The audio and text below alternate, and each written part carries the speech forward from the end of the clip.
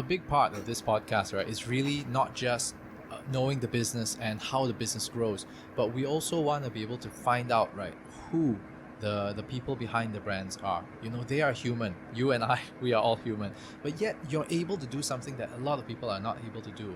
And we're not trying to find out that secret sauce, but really get to know you and learn from all of that.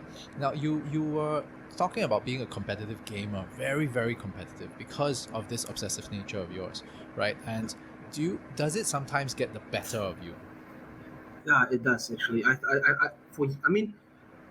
For years I found that like even when I was playing games competitively, I found that it was too over the top sometimes. So I would get too into it, too aggressive, whatnot. And I, I'm aware of that. And even when I used to play games, I would be um, just pretty aggressive in general. Like I'll take it very seriously, and stuff. Like I recently started playing League of Legends, and I played 2,000 games in I think it was a span of like 3 or 4 months.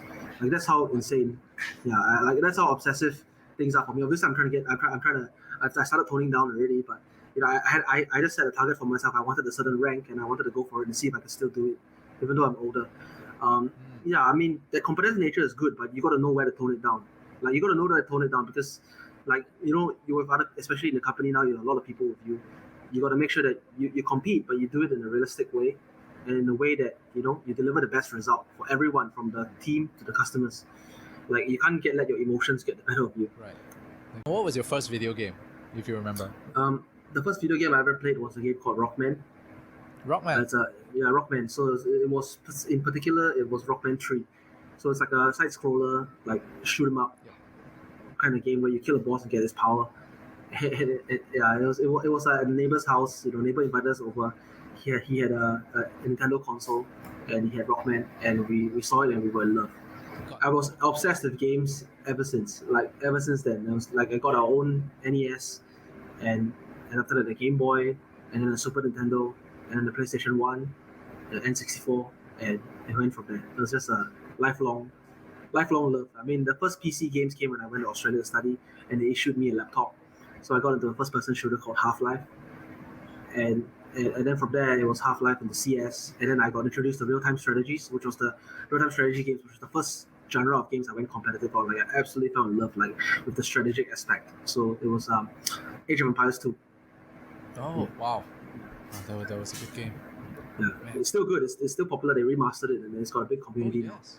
Yeah. No, isn't it so weird that all the games now, right? All the good ones, like even Total War Rome, is being remastered as well. That's not a bad thing because, you know, I feel like the whole mantra for game development has changed. Like in the past, games it's just like us, right? We play games, and then the games are relatively easy to pick up back then. It's considered to be relatively easy to pick up, and then you have your tabletop game guys where you need to read a freaking book before you can play the game because the rules are so complicated. About D&D now. Yeah, D&D and what, and so they look at us and they're like, that's like casual. So we are the generation that played like your Age of Empires, all this, that had a learning curve, and the trend today is they've designed games in such a way that you can pick it up in 3 minutes. You look at it and you immediately know what's going on and you can play. There's no learning curve almost. Yes, they develop it smartly so that there's a skill ceiling. So for certain games like like Valorant or whatnot, they're great games. They're easy to pick up, but there's a very high skill ceiling.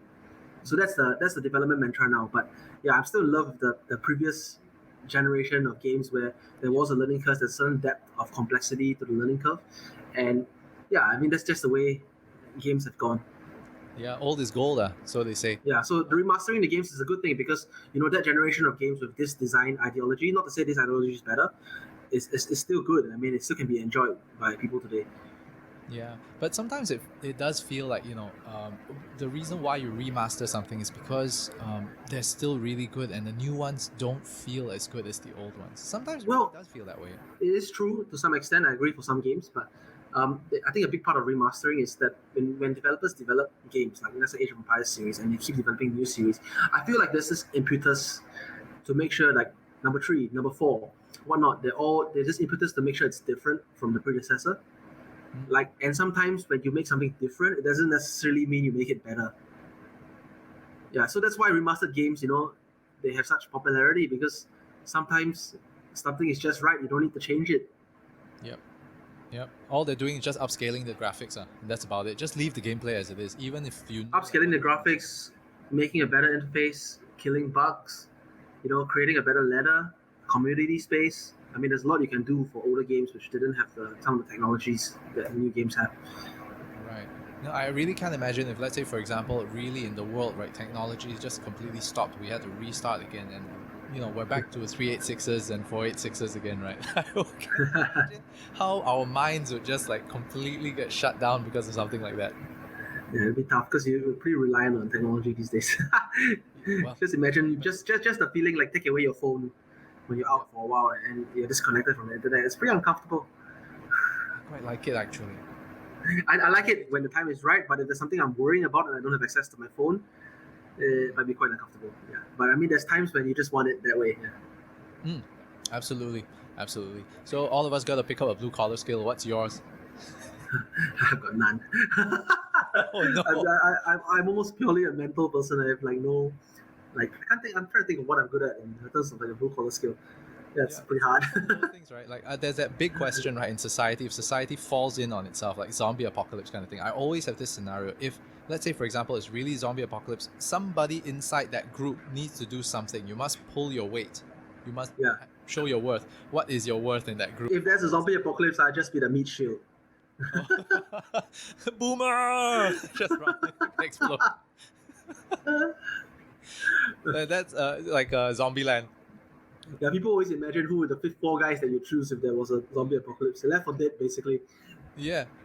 Oh, there's a new one coming up, right? Back for Dead. Yeah, I saw the news. I mean, I look forward to it. Left 4 Dead was quite a fun game. Yeah, that thing was crazy. We were inside land shops just making so much bloody noise back then.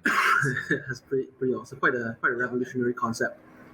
It was. Then after that, everything kind of played out to be the same. Then they had all the survival ones, what was it? Not Until Dawn. Killing Floor, a lot of different zombie games So came. many. Correct. Then now you're doing all these other things. How do you even balance out your life right now? I mean, it's not the best. It's not the best that I like, but I think it's good because it gets me in touch with the user base as well as like it's good to have that once in a while. I've had it multiple times in several years that I was working hard and doing business. Like I spent 7 years just working. I didn't do anything else. Like I didn't travel, I didn't holiday, nothing. It was just 7 years of just trying to push, not just Aftershock, but other companies that I started.